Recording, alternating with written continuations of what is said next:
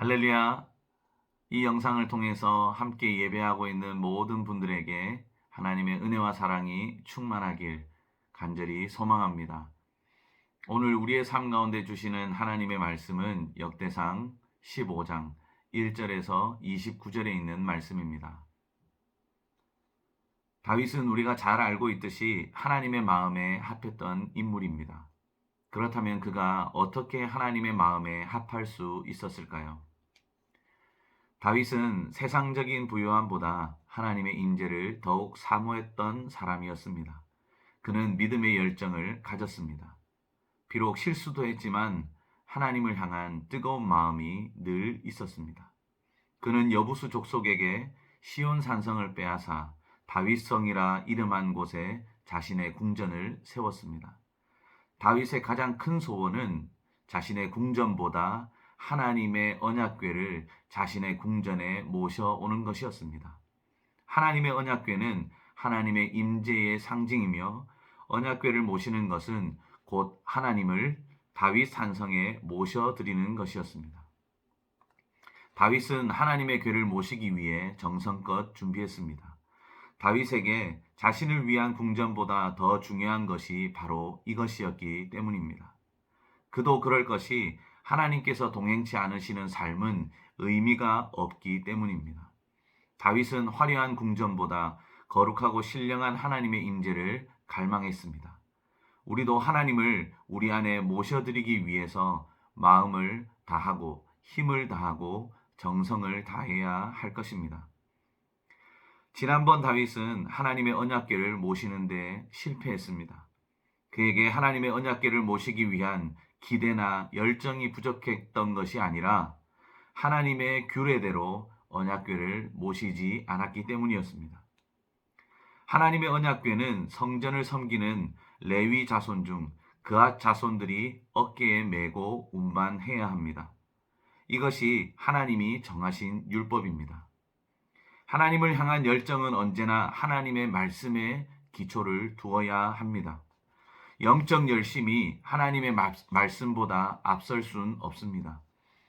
믿음의 열정을 가진 사람은 하나님의 말씀에 귀를 기울이고 순종하는 사람입니다. 다윗은 하나님의 언약궤를 모시는 일을 온 이스라엘의 축제로 삼았습니다. 하나님을 모시는 것이 가장 큰 행사이기 때문입니다.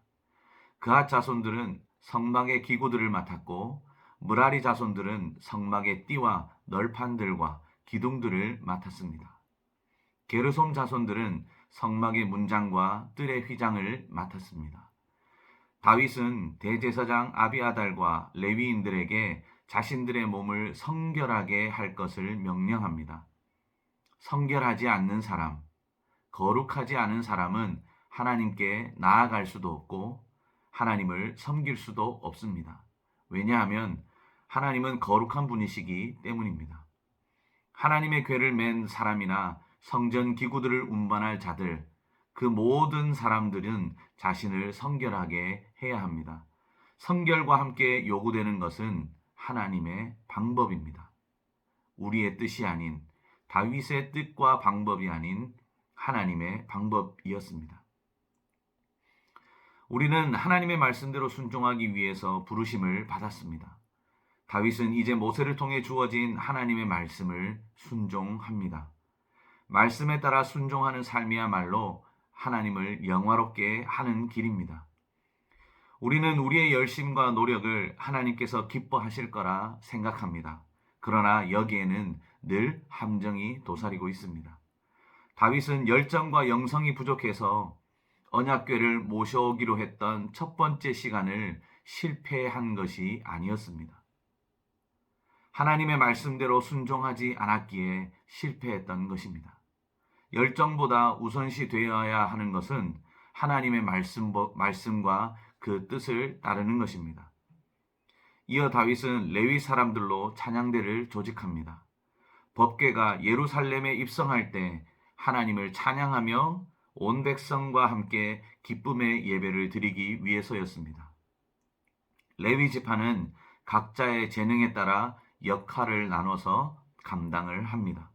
하나님의 법궤가 예루살렘에 들어올 때에 다윗은 레위 지파의 어른들에게 노래하는 자들을 따로 세워 구별할 것을 명령했습니다.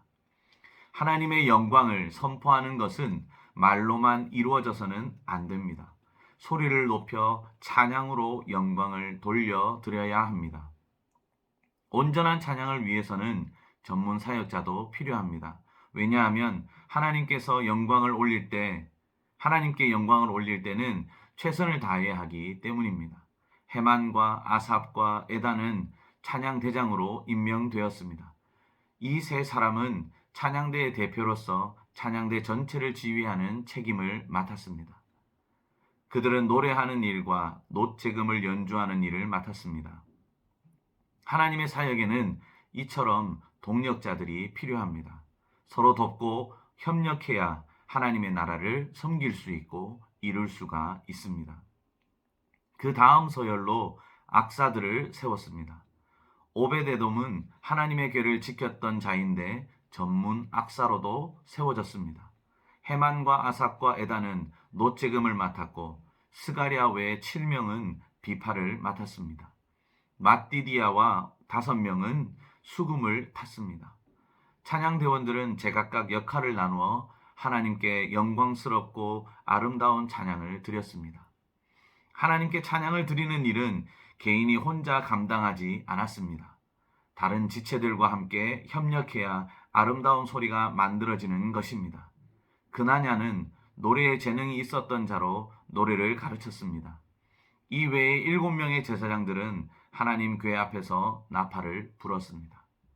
하나님께서는 사람에게 다양한 재능을 주셨습니다. 하나님께로부터 받은 재능대로 하나님 나라를 섬기면 됩니다. 하나님은 한 개인에게만 특별한 재능을 주신 것이 아니라 각자에게 서로 다른 재능과 역할을 주신 것입니다. 하나님은 각자에게 하나님의 나라를 섬길 수 있는 고유의 재능을 주셨습니다. 자신이 잘할 수 있는 것으로 하나님을 섬기면 됩니다. 다양한 재능이 어울려서 하나님께 영광이 되고 공동체의 아름다운 하모니가 나오는 것입니다. 다윗과 이스라엘은 하나님의 법궤를 모시며 최고의 기쁨을 표현했습니다. 이전과 달리 율법의 규례대로 법궤를 운반했습니다. 하나님의 뜻대로 진행하자 더 이상 아무런 사건과 사고가 발생하지 않았습니다. 재앙의 원인은 하나님께 있는 것이 아니라 우리의 죄악된 행위에 있는 것입니다. 그러나 하나님의 법궤가 예루살렘으로 들어올 때 한 사람은 기쁘지 않았습니다. 바로 미갈입니다. 미갈은 언약궤를 모셔오는 일에 동참하지 않았습니다. 그녀에게는 하나님의 영광을 사모하는 기쁨이 없었습니다. 그녀는 하나님의 영광보다 인간의 체면을 더욱 중요하게 생각했습니다. 미갈은 인간이 하나님의 영광을 찬미하는 것이 가장 귀중하고 소중한 사명임을 알지 못했습니다. 그녀는 자신의 아버지 사울처럼 인간의 헛된 영광을 추구하며 살아갔던 인물이었습니다.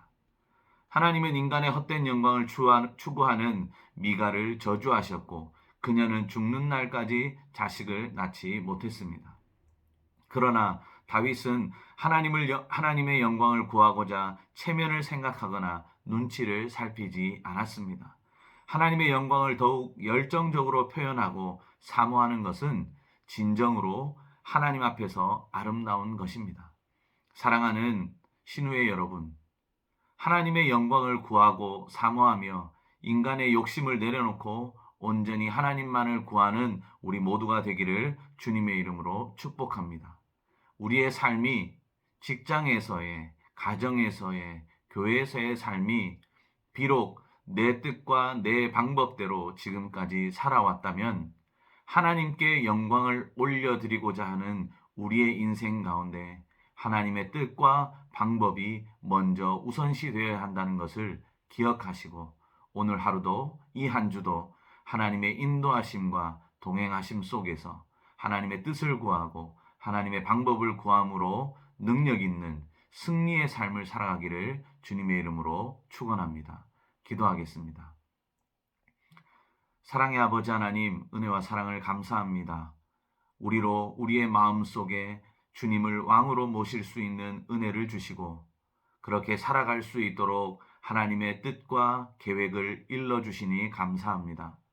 우리의 방법과 우리의 생각과 우리 인생의 경험대로 살아가고 그것을 통해서 하나님 앞에 영광 올리려고 몸부림치는 인생이 아니라 하나님의 뜻과 방법을 귀 기울여 마음을 다해서 듣고 하나님 앞에 영광 올려드리는 귀하고 복된 인생 되게 하여 주시옵소서. 주님께서 함께 하시면 그 모든 일들이 가능하게 될 줄 믿습니다. 우리 안에 주님 친히 역사하여 주시옵소서. 이제는 우리 주 예수 그리스도의 은혜와 하나님 아버지의 크고 극진하신 사랑하심과 성령 하나님의 임재하심과 교통하심과 교제의 역사가 오늘 하나님을 우리의 왕으로 모시고자 하는 사랑하는 모든 성도들 가운데 이제로부터 영원토록 함께하여 주시기를 간절히 축원하옵나이다. 아멘.